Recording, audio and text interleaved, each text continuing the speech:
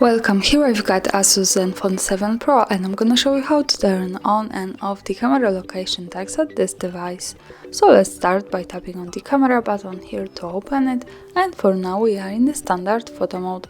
From here let's go to the left corner to this button. When we pick it, we can open the advanced camera settings. Now let's just simply slide a little bit down and focus on the other settings category here. Here we have location services option, so by using this button we can easily turn it off or turn it on as we need, like that. And this option allows us to save the information about the place where we take a picture in the details about it.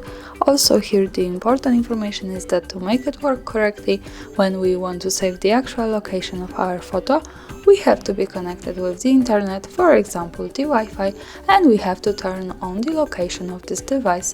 So remember about these two parameters to make it work. Now let me keep turning on all of these settings.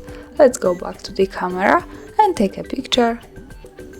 To see it, let's move to the left corner at the bottom to this button. So by tapping on it, we get quick access to the gallery. This is our picture. To check its location, let's just go to the left corner at the bottom again to the details, and here we have the full address. So greetings from Kraków, Poland. Thanks for watching, subscribe our channel and leave the thumbs up.